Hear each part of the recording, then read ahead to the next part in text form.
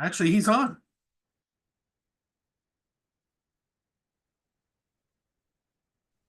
So now we're just waiting on Sharon. Yep.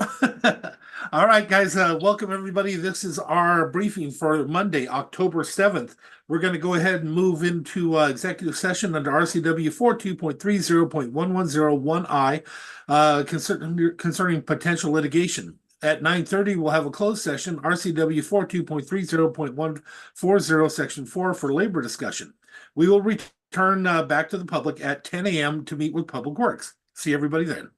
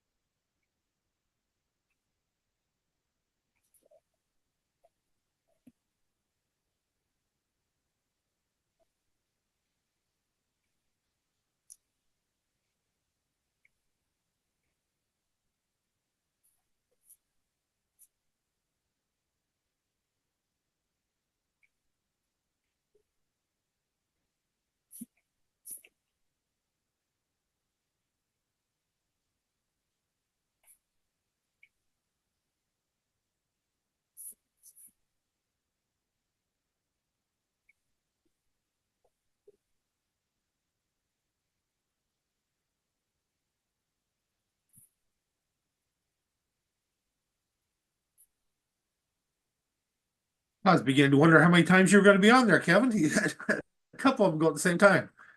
All Yeah. right, everybody, well, ready? Yep. Okay, welcome back. We're going to go ahead and move into public work. So, Loretta Swanson, good morning. Happy Monday. Everybody survive Oyster Fest? Is that your volume or mine? No, I'm good. Can't hardly hear you. Oh, all right. You sound pretty good on mine. Nope, Does you she? sound perfect on mine. Yeah, Okay, maybe something's wrong with Okay. my I machine don't want to here. blast you out. Interesting. All right. Well, first up, commissioners, we have Lovejoy Schaefer. Tina is going to share with you a request to a resolution of intention for a permanent facility agreement with Northwest Pipeline. Morning. Morning. Okay, the county has been approached by Williams Northwest Pipeline. And they are proposing a 20-foot permanent easement and a 20-foot temporary easement along Coquitlam Road on a parcel the county owns. Parcel number 41901-12-60000. And basically, the purpose for their request is because they did some surveys regarding the pipeline, and they have certain regulations by the Department of Transportation to where they have to be at a certain level. And this segment of the pipeline came back as not up to the current standards, So they are requesting this because this parcel is adjacent to the pipeline, the gas pipeline, and it has an ease of access to it right next to the road. They are requesting that it be out of the right of way and be on the parcel itself.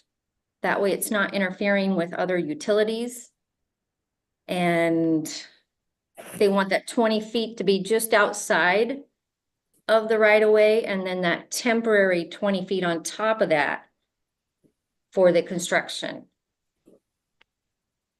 This proposed cathodic protection system would run along Coquitlam Road. The graphite anoid trench would be a depth of 4 feet below the grade for about 300 feet in length. And they also have to access it. They access it remotely, but they're requesting the location because they have to access it bi-monthly readings. And if the easements are granted, the proceeds would be allocated to the road fund.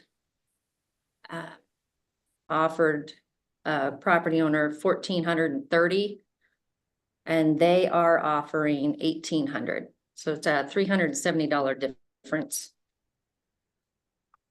I think that's about it. Commissioners, any questions or comments? for me. Nope, sounds good. Now, this is not something that we need to have a hearing on, is it? I do not believe so, because Kelly and I both went back and forth on that, and we don't think it. Just do the resolution of intent. Okay, And I'm good with it then. Okay. Commissioner Schutte, you also okay with it? All right. You And got it, Tina. thank you. You. What else you got, Loretta? All right. Next up, we have a status report on the meter reads for Russellwood and Beards Cove water system. And our resident expert, Richard, is online. Our second resident expert, Stephanie, is on vacation. So, but she's provided all kinds of great financial backup and detail to share as well. So with that, Richard, if you want to do a quick recap of where we are on our two water systems. sure. And just a clarification, I feel like I'm more like third on the list. Stephanie and her team really are champions of this and provided all the detail, and along with my team out in the field, they're number two on this list. So Okay, so that's our deal. We want to share some ongoing communications and that with you. And I'll just get right to it if I could Please. share my screen. Let me see if I can figure that out. And while Richard's doing that, commissioners, we wanted to give you a heads up because while we've been sending the over the 2,500 and over cubic feet notices to folks, this month is the first time we've sent a notice to all of our customers.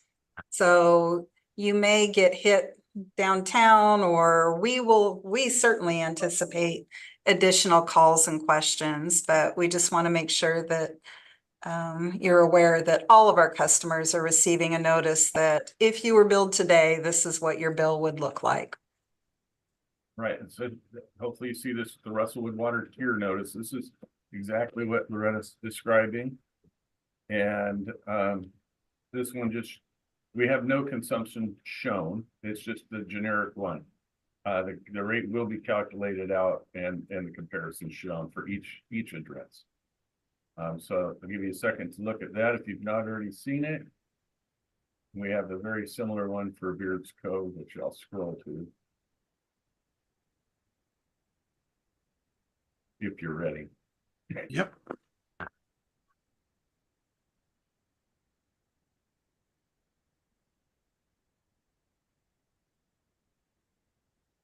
So very similar. There's just the prescribed number of tiers and and how those are calculated is the only difference.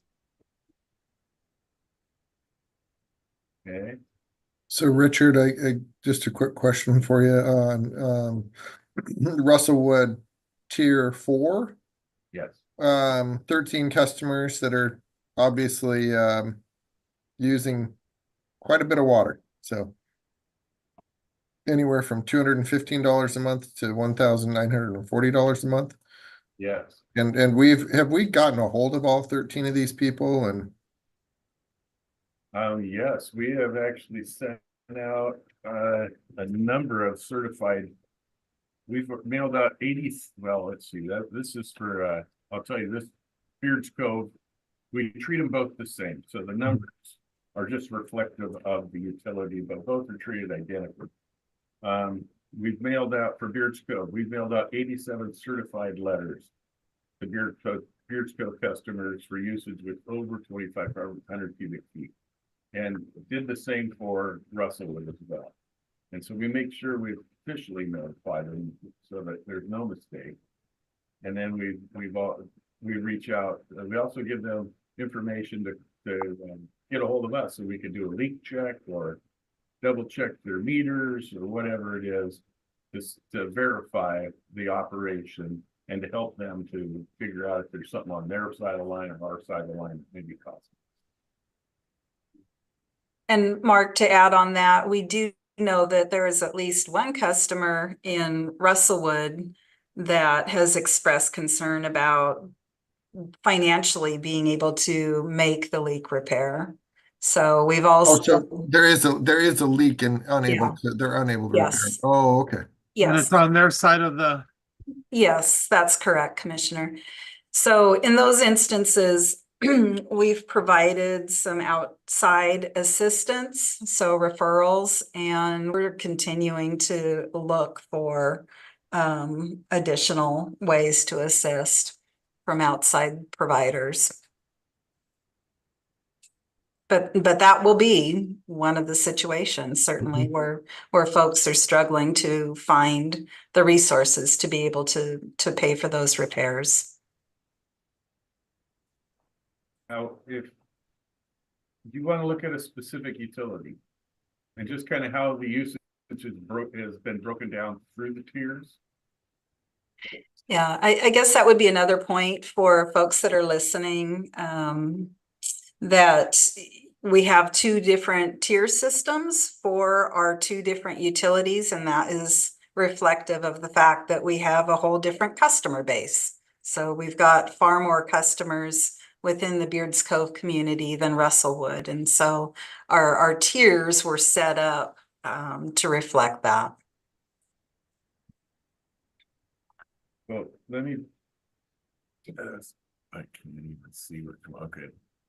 With the amount of customers we're talking though, man, something's really wrong here. If you have 13 of them being charged at that rate. Now, this 215 to 1940, is that monthly or yearly? That's monthly, Commissioner Netherland. Yep.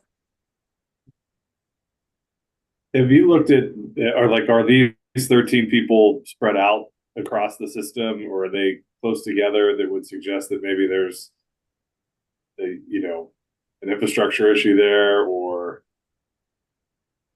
anything like that? Usage occurs on post meter.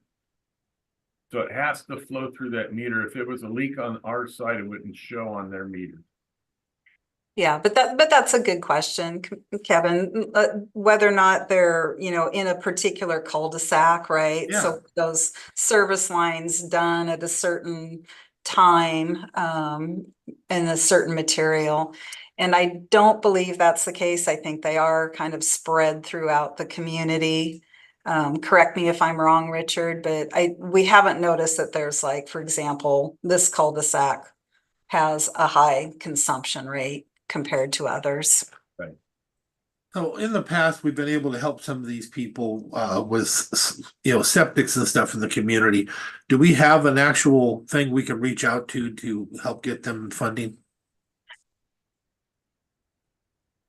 Because this kind of thing here will, it's one thing if they choose to have a swimming pool.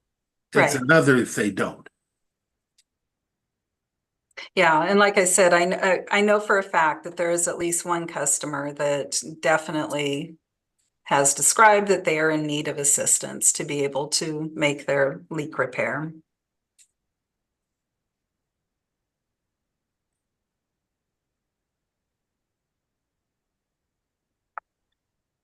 I'd have to know more. There's a number of programs that are out there, Randy. This individual is a veteran. There may be some veteran services that we could help out with. Yeah, there may be some programs through some of our nonprofits that kind of keep people in their homes that they're already in. And so I don't know if that would help with that, but yeah, I'd have to get more information on it, but it's going to require that individual to actually do a little bit of legwork on their own too. There's also funding through Commerce.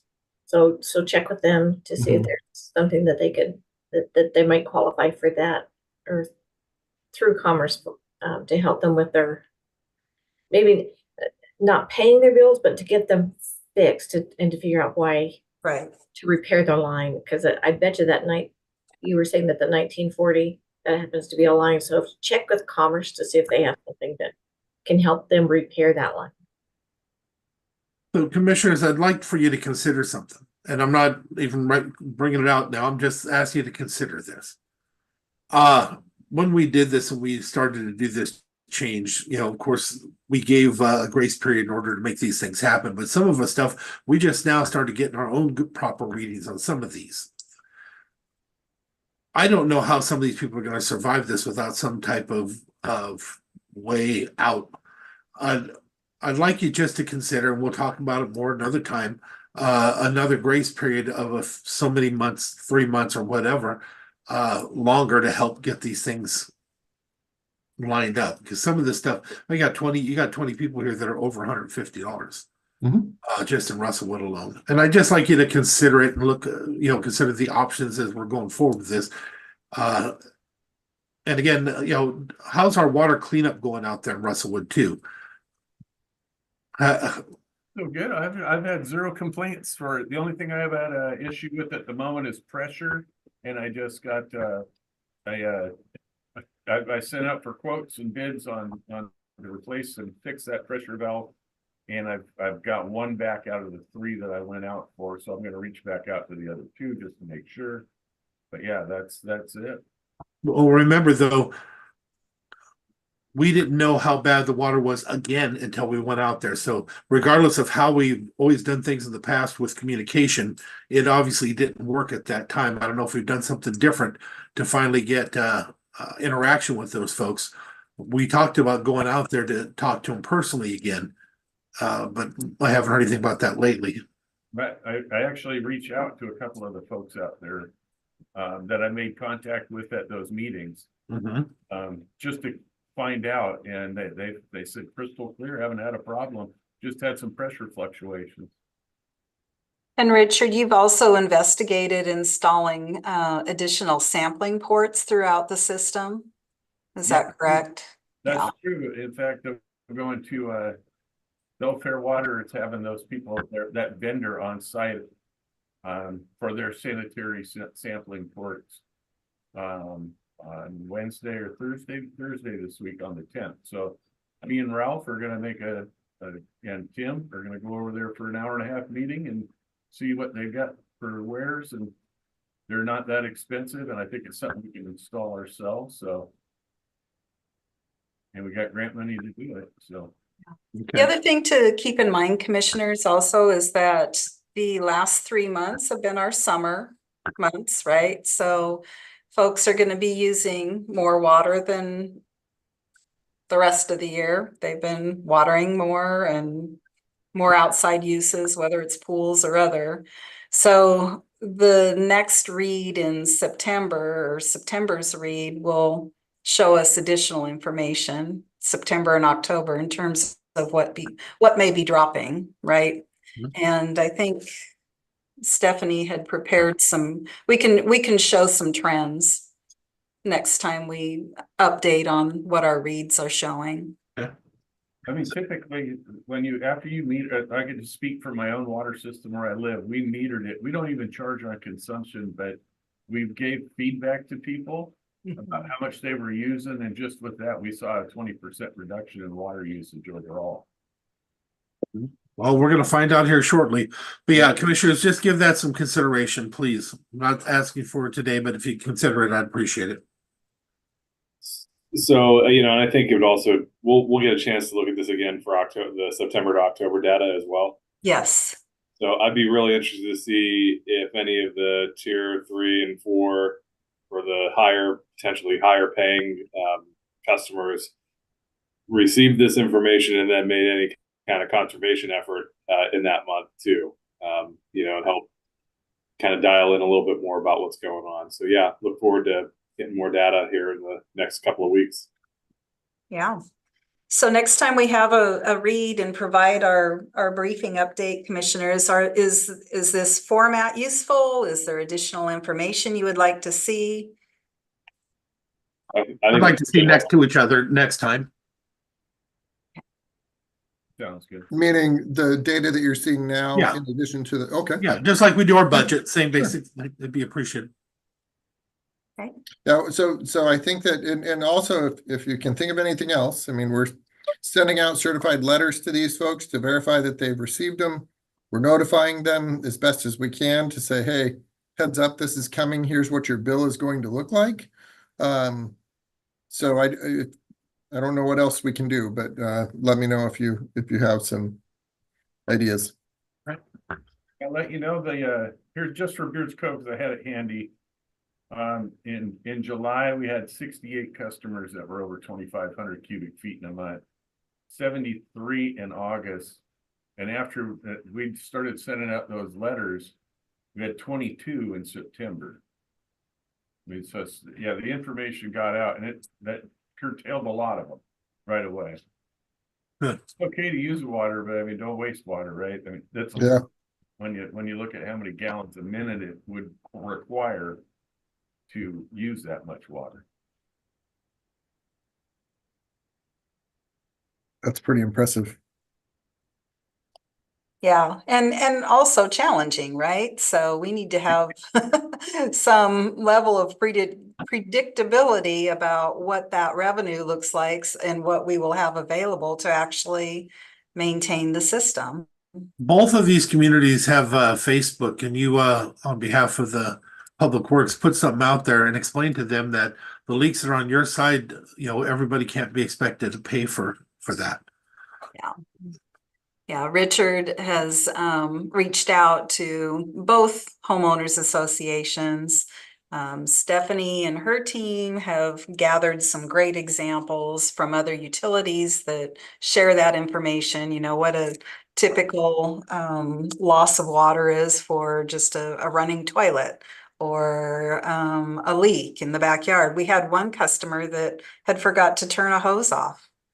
So that was an example of one of those over 2,500 cubic feet that would have turned into a really big bill in Beards Cove. So just simple things that help people relate about what water consumption can turn into in terms of a bill. And I appreciate that, but the reason why I'm recommending or asking for the Facebook posts and stuff is because a lot of those people, as you know, with those HOAs, they don't communicate with each other. As we Sure. pointed out when we went out there, we think we're communicating with them, but they're not getting the communication or interacting with each other. So if you could just put it out there, that'd be appreciated. So at least we have something to point to when I'm talking to them when they're calling me. We're reaching out and just verifying those exact things this morning, because we had an old one for Russellwood that I don't think is no longer active. And so Wendy's reaching out this morning and to both communities just exactly for that. Thank you. You bet. All right, what else you guys got? That is all, commissioners. Commissioners, do you have anything for Loretta and staff? Nothing for me. Nope, not for me. All right, thank you very much. All right, thank you. Next up, support services. I think that guy's already on the line. Hi, Mark. Hey, so Mackenzie, you want to talk about our service awards?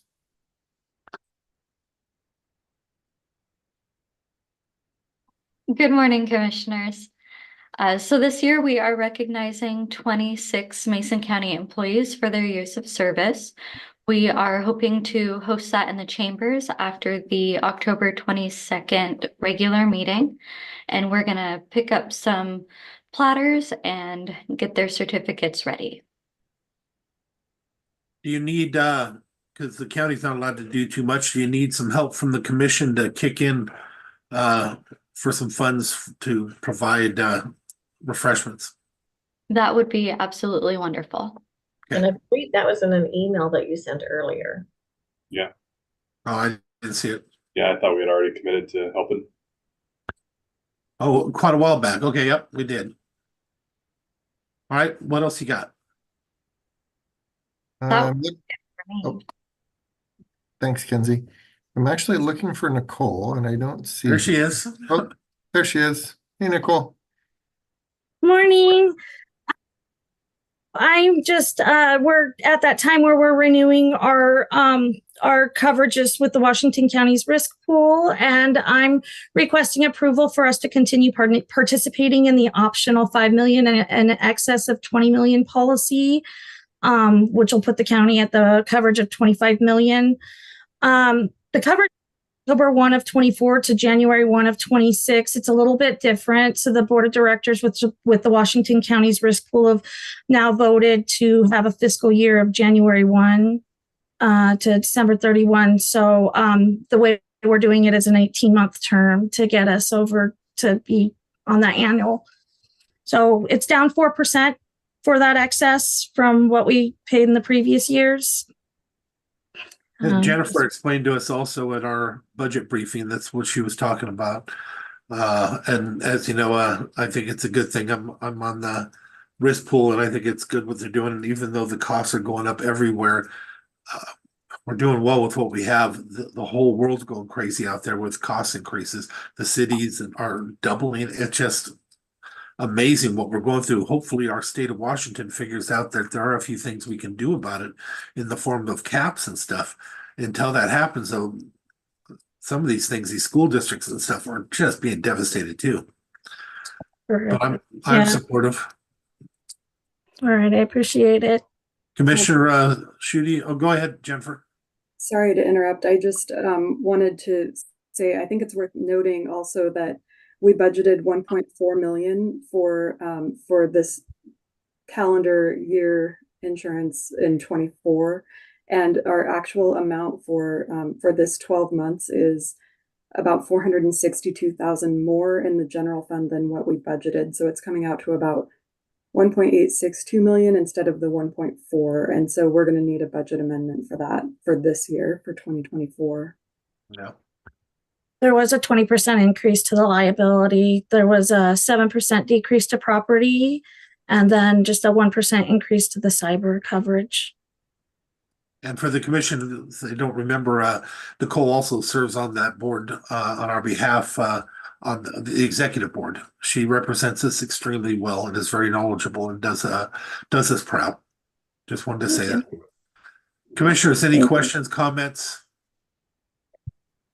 For me, cost of doing business. Okay. And due to the time sensitivity, I'm requesting to get it on the agenda for tomorrow for approval. I just put my calendar down on my thing. Go ahead, Commissioner Trask. Fine. You're good? Okay. So that's a yes. Let's go ahead and do it. Thank you. I appreciate it. Have a good day. Thanks. All righty, John, you're here to talk about, Diane. It's Diane. John's out today. Okay. Parks Advisory Board. We have a member, Dennis Hamilton, who has not been attending since February. So the advisory board voted to recommend that he be removed and we solicit for a new member. The board good with that? Good with me. So I just also noted on the briefing document that Bill Long from Hoodsport is listed as District 3 and it should be District 2. Oh, he is, yes. We're pretty well represented on here from District 2, so I don't know how that factors into our solicitation, but just wanted to note that. Okay. And then Walker Park, the caretaker residence needs a new roof, which we're thinking it's going to be around 10 grand. So we're getting quotes this week, but we'd like to go right ahead and get that done. Before the bad season, commissioners. Yeah, all good with me. Good with Okay. me. Thank you. All right, Mark, what else you got? That's it. All right, commissioners, do you have anything for Mark? No. And do you have any commissioner discussions? We'll be back here tomorrow, so Yeah. Then do you have a motion? move that we adjourn. Okay. You know, it's funny. We started doing this because somebody was so upset from us. I don't know that we've seen that person since for all these years. We never used to. We just used to adjourn. But with that being said, if there's no objection, we are adjourned. Thank you, everybody. See you tomorrow.